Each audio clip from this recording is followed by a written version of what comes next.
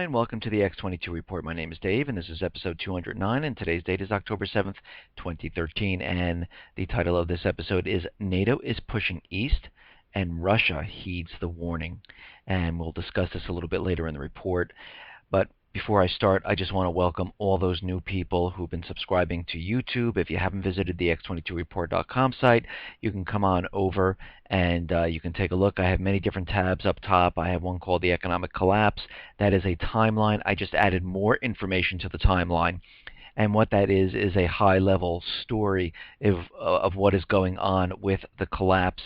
And you can see where we're headed. I do have some false flag events on there. I've had them on there since I've started. They are a huge mass shooting to pass the UN Arms Treaty and the gun bill. I have a cyber attack false flag which will close the banks and freeze the accounts and create bail-ins, take out the power grid, and I also have the false flag to get us into war. And I also have another tab up there called inflation deflation. I keep track of different products, and I have little graphs and stuff to show you where we're headed. And don't forget about the people. This is like-minded people who are discussing the economic collapse. I am on the forum also, and we have a lot of great people. We are all friendly. You can just go on there and read. If you don't want to join, that's fine. It is completely free. It does not cost anything. You can make up a code name. You put your email in there. None of your information is ever handed out to anyone. And you can go ahead and feel free to talk. This way nobody knows who you really are unless you want to tell people. You can even private message people back and forth once you get to know people. And it is a great place where all of us get together and talk about what is happening.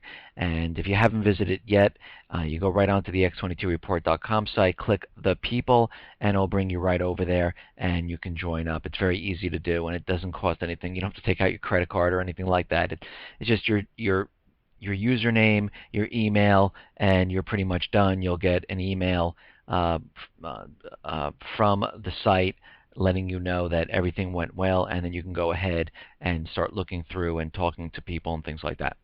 Let's get into the current economic collapse news. We are going out to Cyprus right now, and looks like they are going to reopen their banks. Now we have to remember the capital controls took place back in March of this year. It is now November, and they are now opening up their doors.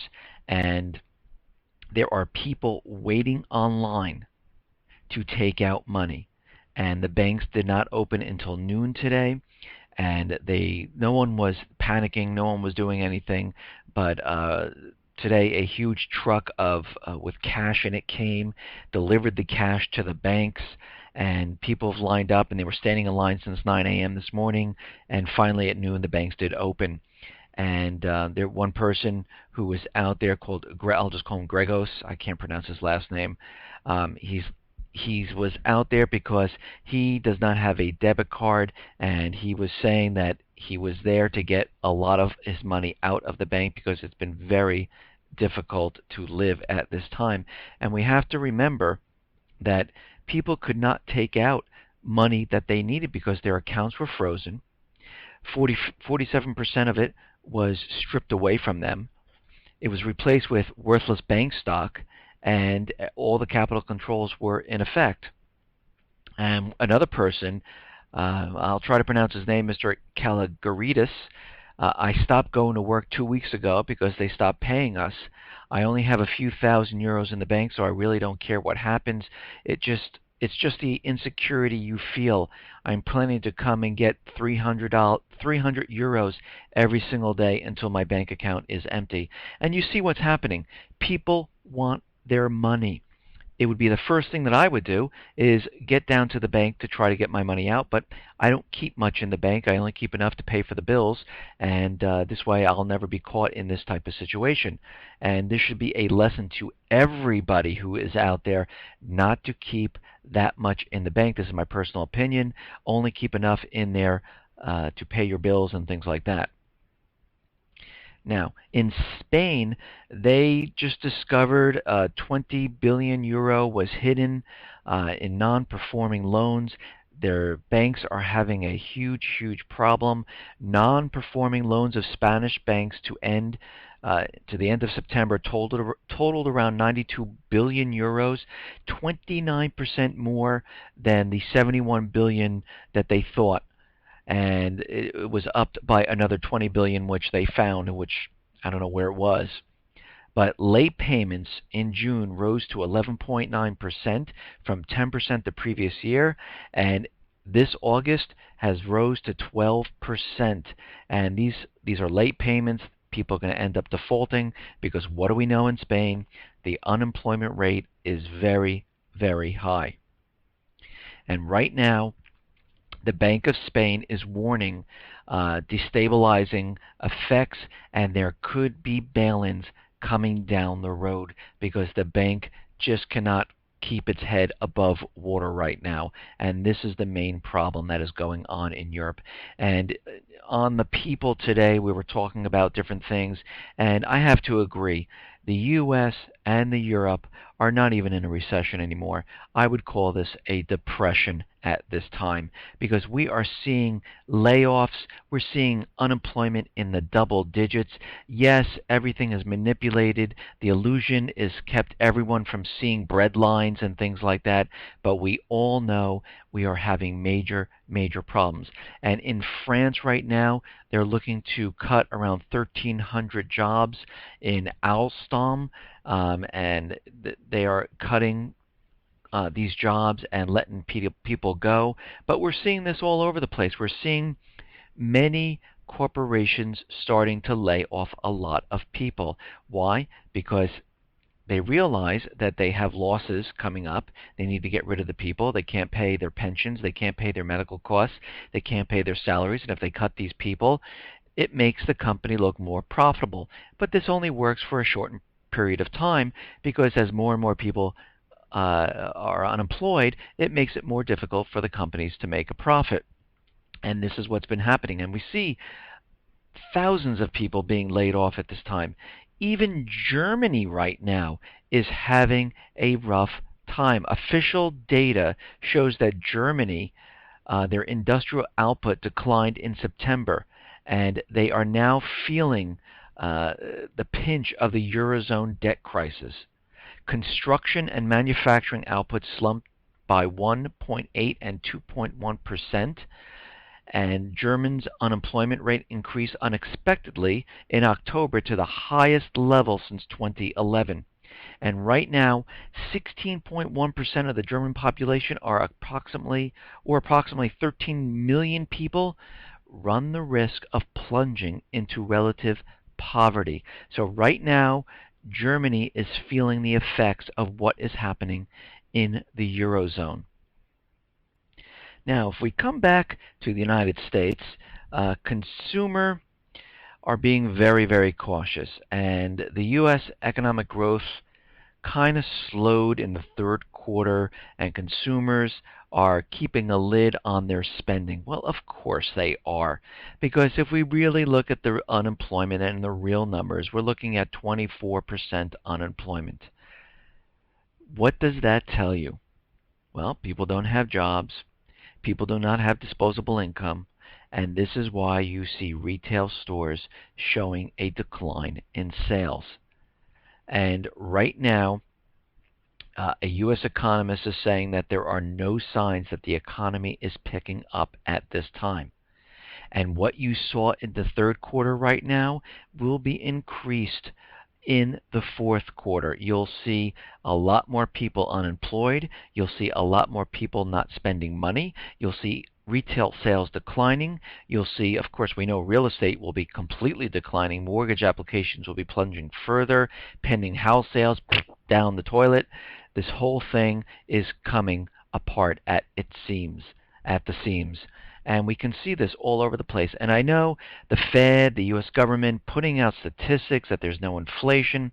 But every time I go to the market, I see inflation. Just in October, I'll use milk, for example, was $3.95. It went up another 4 cents to $3.99, and that's where I am.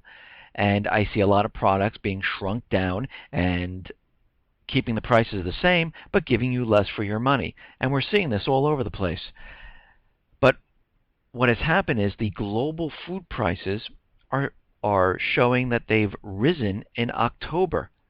And of course they are, because things are definitely going up. And it's amazing how people don't even see this. I go shopping all the time. I usually buy in bulk. I go to Costco. I have a family of 4 children, myself and my wife. So we buy food in bulk, and we make most of our food. And we do not buy, we try to stay away from all the chemicals and all the other additives and GMO stuff and things like that. We even make our own bread and from scratch. And this is how we've been living our lives. And let me just tell you, and I'm going off the subject right now, but since we've been doing this, we have noticed with our children and ourselves that we hardly get sick. We hardly get colds. And it seems like these chemicals in the foods enhance actually decrease your immune system, and you end up getting sicker much more often than if you are off all these chemical foods. But that's just a side note here. What else are we seeing at this time? We are seeing that the U.S. job loss signals an economic Armageddon. And there has been a report released by Challenger, Gray, and Christmas, and they highlight a growing decline in employment and signals that something really terrible is about to happen here. And what we are seeing many companies, and I've reviewed many of the layoffs, but let me go through some of the other companies that have laid off. J.P. Morgan Chase, their total job cuts right now are 19,000. J.C. Penney, total job cuts 15,000. IBM, total job cuts right now 9,400. Boeing, 5,800. American Express, 5,400. Wells Fargo, 5,200. Cisco, 4,500. MetLife, 3,100. Blockbuster, 3,000. United Technologies, 3,000. So we can see what is happening right now. And what this goes on to say is that it's important to bear in mind is that according to the Challenger, Gray, and Christmas reports, the reasons cited for these job cuts is restructuring, cost-cutting, and closing, clearly indicating that these job cuts are permanent for all intents and purposes. So all these businesses are, and we're not even counting the smaller businesses that make up like 54% of people employed in this company, because most of those companies don't even report it. These jobs are not being replaced. They're gone. They're done. So most of the people who are getting jobs right now are getting part-time temporary jobs. And if you noticed from my past reports, the service sector jobs have been going sky high. And these are, restaurant, hospitality. And let me just say, you do not make the same amount of money as you do with a full-time position in one of these companies. And especially if you're a waiter or a waitress and things like that. Not putting down any of these jobs, but for people coming from a full-time job, moving into these type of jobs, it makes it much harder to live. And this is why we see a decline in sales. We see a decline in people spending money in different places, like cars, like houses, like clothing, like electronics. And this is why stores are closing and stores are laying off people. Okay, now to help the economy, the Fed and the government decided, hey, you know what we can do? Let's start giving loans to anyone that wants to get an education. Who cares? Doesn't matter what the credit is. Let's give car loans to anyone that wants a car, and we'll give it to all the subprime borrowers. They have bad credit, no credit, they're in bankruptcy. It doesn't make a difference. Let's just give them the loans so we can show sales. And right now, student and car loans represent 99% of all loans taken out in the past year.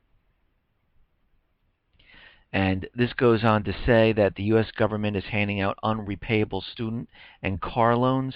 Looking at the numbers, 13.7 billion in total consumer credit created in September. 15.8 billion was non-revolving credit, which was auto and student loans. And no, this is not a typo. So we've talked yesterday about the student loans. And we understand that the U.S. government and the student loan providers are sending letters out to students because just like people who are in their homes and they were underwater with their mortgages, well, students are underwater with their student loans because they cannot find work in their field or they're taking part-time jobs where they're not making the same amount of money. And when you go to school and you have a huge student loan, it makes it very difficult to pay back. So a letter went out saying, listen, we can modify your student loan to make the payments a lot less, or in some cases, you don't even have to make a payment for a certain period of time. Well, we understand these student loans are never going to be paid back, and we get this. The student loan bubble is reaching its height. It is blown up. It is huge. It is ready to pop. So, of course, what does J.P. Morgan Chase do? They have sent a memorandum to colleges notifying that the bank will stop making new student loans in October. And what is their reason? We just don't see this as a market that we can significantly grow. And we heard this once before during 2007 during the subprime security mortgage scam. HSBC back in that time said we are no longer doing this, and what they've said, it's no longer sustainable and not the right place to allocate capital in the future. So they are, they're out of the subprime security end of it, and we are seeing the same signs happening right now. But remember, the U.S. government, the Fed, they will never admit to anything. Actually, if you went back into the Great Depression in 1929, they didn't even admit there was a depression at the time. They only really admitted it after it was all said and done. Now, here are the 10 steps closer to an economic Armageddon. Now, let's see here we are. Let's see where we're going here. Number 1, Europe is not in good shape. Anyone who believed they were should be disabused of such notions. Number 2, the forcing down of interest rates once again further exacerbates the longer-term misallocation of resources. Macroeconomics is failed witchcraft, which should be apparent to anyone paying attention. Governments around the world have only this hammer: liquidity and stimulus. Liquidity and stimulus, this number 5, will not end in the U.S. or Europe until the markets end it. Number 6, and we understand this, the government will never, ever taper. Actually, they will create an event to increase the amount of QE that they're doing right now. And the reason for that is because they understand the economy is collapsing. And when there are signs that other nations see of this collapse coming, they're going to throw back their treasury bonds, and the Fed will have to purchase them. Other nations will get rid of their cash, the U.S. dollar, because they don't want to hold on to it. The real estate market will come crumbling down, and the Fed will have to buy even more toxic real estate the banks are holding. So this is why they will never ever taper. This is why we will see an increase of QE. Number 6, governments are in full pretend mode. They have no control over the situation other than to fool people into believing that things are getting better. Number 7, the policies employed by governments ensure the destruction of economies and themselves. Number 8, currencies are being destroyed in terms of purchasing power. And we see this all over the place with energy and food. Things are getting much more expensive. Number 9, nothing is being done to correct economic problems. No, all they're doing is printing or creating more money and putting that into the bank's hands, which are then putting it into the market. And what is the government doing? They're doing what they do best. They are just spending money, increasing that debt as fast as they possibly can. Number 10, the shelf life of this government fraud is limited. And it is limited because we all understand that this fiat currency and this amount of debt cannot be sustained. We are seeing cracks now in Cyprus, we're seeing in Greece, we're seeing in Portugal, we're seeing in Spain, we are seeing it in France, and we are now seeing all of this take its toll on Germany. And eventually, when this all goes, we will see it back here in the U.S. And, of course, I don't want to forget about Australia, Canada. They will also be all wrapped up in this complete collapse of the system. And it's funny, if you look back in 1929, this is pretty much how it played out.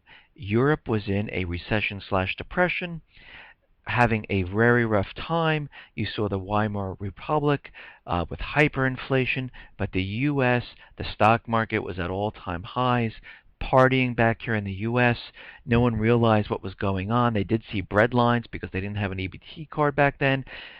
10 cities were hidden from the public, so you really didn't see them. Nothing was known until that day the stock market came down, and then everyone woke up, and it happened in a blink of an eye to most of the people who didn't understand what was going on. Okay. Now, we understand Obamacare is a complete nightmare and disaster. And a middle-class San Francisco couple who campaigned for Barack Obama, who supported the Affordable Care Act, and they were all for it, gung-ho, ha-ha, hooray, let's do it. Well, they both, their ages are 60 and 59, they were informed that their $550 a month coverage from their health insurance was canceled. So they had to go on to Obamacare, and they had to take out a new policy. And under the new plan, they pay now $1,300 a month. Their $4,000 deductible that they used to have per person goes to $4,500 per person, and their out-of-pocket maximum rises from $5,600 to $6,350, and they're expecting that their doctor visits and medications will also be higher. So here are some people who were all for it, feeling the pinch of the new system. And this new system is definitely not for the people, because when, and I've said this many, many times, when something is for the people, you do not have to campaign. You do not have to have actors and actresses pushing this. You do not have to have you making your rounds around the country telling everyone how great it is. You do not have to put penalties on it to make people and to force people to take it. If this was truly for the people would just want it because they realize how great it is. Okay, now Alan West was out there. He's a former Florida congressman, and we discussed this in my other reports about Obama purging the military. And he's realizing that something is wrong here, and he's calling for a congressional oversight hearing into what he describes as an alarming trend: the dismissal and firing of high-ranking military officers by the Obama administration. Firings that in a number of cases appear to be political. Well, we understand they are purging the military at this time. It's the decreasing of the military and the increasing of TSA and DHS and FEMA. This is what their plan is in the end.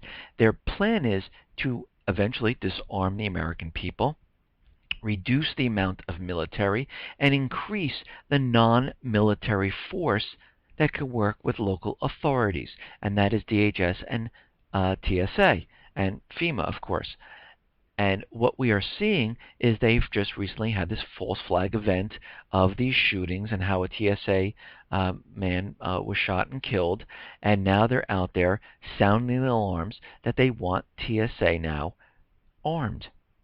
And they would like to start putting these TSA agents in other places, train stations, malls. We just saw a mall shooting, and now they want security there, and they want to expand the TSA force. And this is all in preparation for what is about to come true for most of us here in the U.S. Those people who are on certain lists will be visited by these forces. Now, Mark Langfan is out there saying that when Iran gets its nuclear weapons, their first hit is going to be Saudi Arabia. And he predicts that once Iran achieves their nuclear weapon capability, it will attack the oil fields of Saudi Arabia. They will also detonate an EMP nuclear bomb that will knock out most of the Saudi Arabia and American defenses in the region.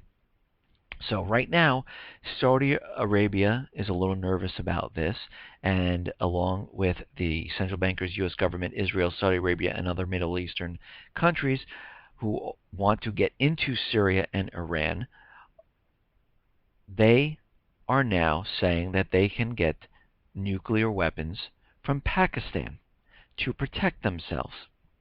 And again, Saudi Arabia has invested in Pakistani nuclear weapons project and believes it could obtain atomic bombs at will. And they are building the case, and they are spreading the propaganda that Iran is going to have this nuclear weapon. And for those people who are listening to me, and those people who have been listening to me, realize that Israel, United States, have been saying that Iran will have a nuclear bomb 3 to 5 months for over 25 years. You know when they started this, and it might be a little bit over 25 years, ever since Iran took back their country from the central bankers back in 1979, where they removed the U.S. dollar from being the reserve currency in that country, because in Iran and Syria they no longer sell their natural resources using the U.S. dollar. And guess what? The central bankers do not like this. Any country that does not use the U.S. dollar is an enemy to the central bankers. And right now, they are losing control in the Middle East. We see Egypt are losing the control. Saudi Arabia is on the fence right now, and they are hedging their bet with China, and they are looking to get out of the dollar when they see things going wrong. And since they are losing control in the Middle East, which is the only thing right now which is keeping the dollar propped up, and this is why they want to get into Syria and Iran, to keep the dollar propped up, they are right now doing everything they can to keep everything moving and everything going the way they want it to go. Once they lose total control, all of this is going to fall apart. And they understand this. And this is why they are going to take the next step, because they understand they can't get into Iran. They can't get into Syria.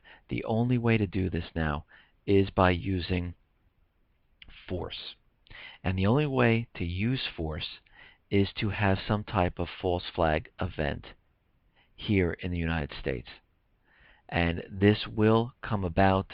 This will happen. It will be a multi-pronged type of false flag event. It will be coupled with cyber attacks, chemical weapons, and we have to remember in my last report, CNN has uncovered intel that Assad has a secret cache of chemical weapons, and we can see how this could be used as a false flag.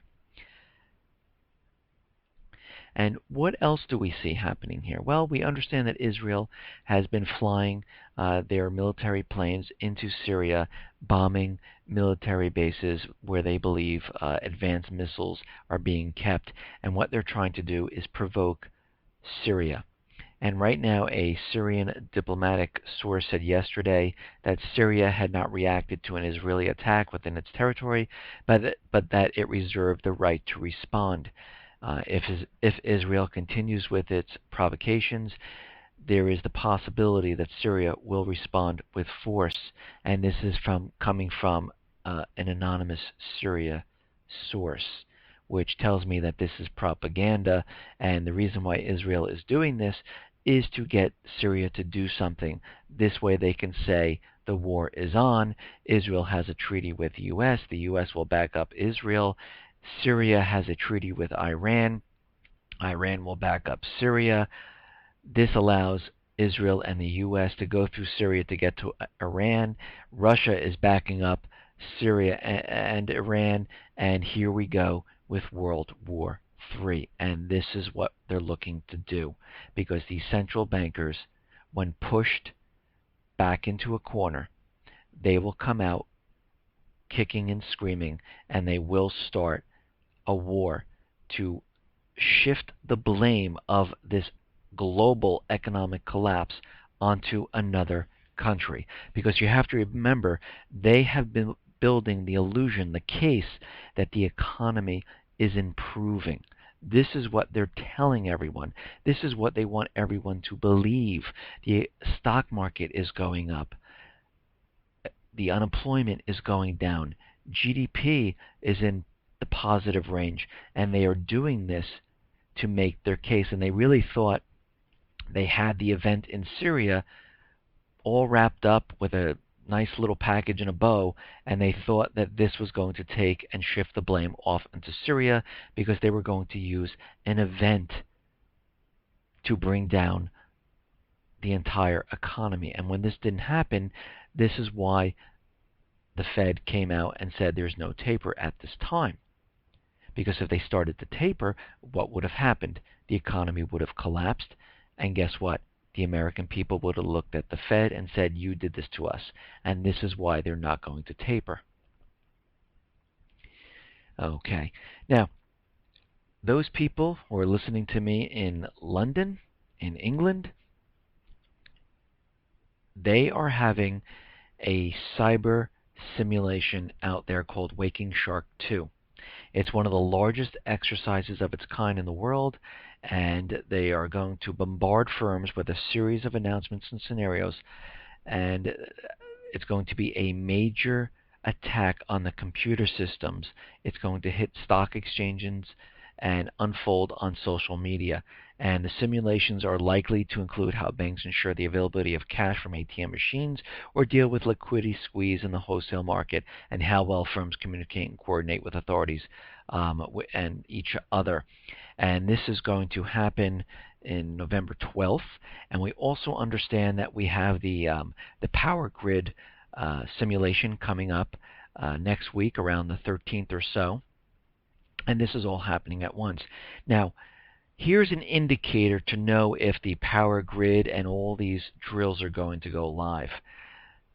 Since we know they're having this simulation, if they are reporting some type of cyber attack hitting banks prior to the drill, we will know that something is happening. So if you see in the news, JP Morgan, NASDAQ stock exchange is being hit by some type of an attack, denial of service, and you see this in the news, and this is prior to the drill coming up, you know that this thing will be going live.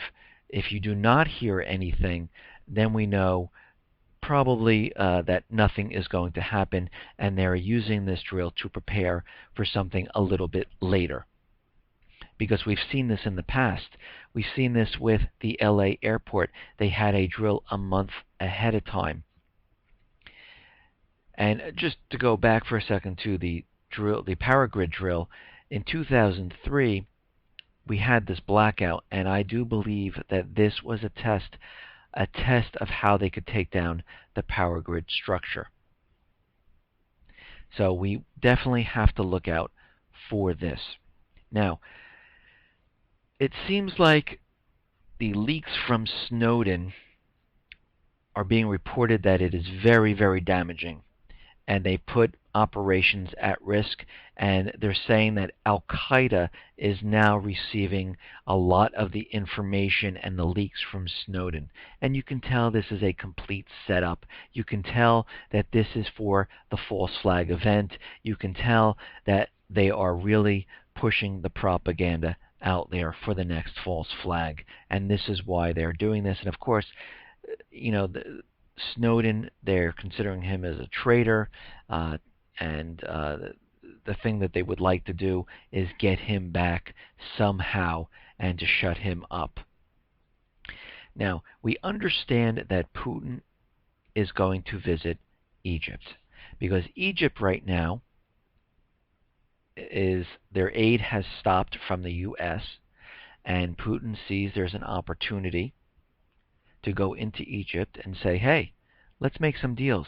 So he is visiting Egypt later this month as a part of a push by Moscow to replace the United States as the Egyptian military main patron. Putin will visit Cairo, where he expects to announce a major arms sales package as part of efforts to build closer military relations. They also want to use the port in Egypt to house their ships. And right now, the United States, as of October 9th, has holding up the armed deliveries and aid to Egypt. So Egypt is out there saying, listen, hey, come on over. We'll meet with you, no problem. And Putin completely expects that he will shift away the Egyptian military from the United States and towards Russia, and they will be the new suppliers. They will be their new buddies for this entire thing. And we can see how this is going to play out. He is positioning the military assets around the world at this time because he understands, and this is the next part that I want to talk about, he understands that World War III is inevitable. It will happen. He understands the central bankers. He understands how they think. He understands what is going to happen. And there's just no way out of it. He understands that NATO is expanding east. I've reported that they've been setting up these missile shields in Romania and in Poland, and they are putting all this in place. And what the report that has come in is that the interceptor missiles and these missile shield elements of the U.S. and its NATO allies, the ones that have been placed to surround Russia at this time, because that's really where they're pointing at this time, can be turned into first strike offensive weapons with almost a flick of a switch. So they no longer are a shield, they are now weapons of mass destruction. And they're also saying that these missiles can also deliver nuclear payloads directly into the heart of Russia, and this is why they are building these bases here at this point. And of course, they're using it as a disguise, as a cloak, to say that they're building these just in case Iran attacks, which I do not believe. I believe they are pointing them towards Russia because they understand that Russia and China are going to come to the aid of Syria and Iran, and they understand that there will be war, and this is why the U.S. has been encircling China. They deployed a stealth destroyer and other ships in the region. Japan is changing their constitution. They built the first warships since World War II. They've been having all these drills and capturing islands, and you can see what is happening at this time. Now, other witnesses and scientists knowledgeable about the radar systems, about the defense shields, have seen tests run with the shield setup. And what they are reporting, that the shield system that the NATO forces are setting up in Romania, in Poland, in the Mediterranean, are completely ineffective. And they allow 40% of the missiles to pass unstopped and almost 100% ineffective against small missiles and shorter range weapons. And we can see what is definitely happening. And I've said this for quite a while now, that all these countries are setting up and positioning their military assets in place for what will eventually happen. And you have to understand these central bankers, their last act of desperation will be nuclear. They have underground bunkers, they have places to hide, and eventually it will go nuclear. We understand that the U.S. is upgrading all its nuclear weapons at this time and bombers at this time. Now, warnings have been issued to Russia from many corners of the world since the beginning of NATO's eastward expansion. And why would Russia continue an attempt to cooperate with a plan to surround itself with NATO missiles? Russia was attempting to cooperate with the West until the very end in a peaceful manner. We've seen that Russia came out and stopped the attack on Syria because Russia knew that if the United States went in and struck and went into Syria, and a lot of the commanders here in the United States also reported that they would have to put troops on the ground to maintain this, and it would turn out to be an all-out war. And Russia and China would have been involved. Iran would have gotten involved, and the whole thing would have been blown out of proportion. So right now, all countries are setting up their military assets. NATO is holding war games very close to Russia. Russia and China are holding war games close to the U.S. and the NATO allies. We've seen a Chinese warship in the Pacific near Hawaii, and we can see what is happening at this time. And Russia and China both consider the United States to be their number one geopolitical threat, and both nations have been systematically strengthening and updating their strategic forces. And we do see this all over the place. And we see China is rapidly expanding its nuclear forces with new missiles and submarines. They're flexing their muscles, and we have to remember. I don't know if everyone remembers this. A couple of years ago, there was a Chinese submarine that fired a test missile from just off the west coast of the United States, and the U.S. Navy didn't even know the sub was there. If that missile had been fired directly at L.A., it would have incinerated long before the U.S. government could ever have responded to that at all. And Russia and China are thinking about these things, and they are rapidly preparing for the day when war comes and they choose to nuke us before we nuke them. And this day will come because, I hate to say this, the central bankers believe that when the war is over, they are going to reset the entire system and they will start everything all over again using fiat currency. Listen, everyone, thanks a lot for listening. Be well, be safe, and especially be prepared. Thanks a lot.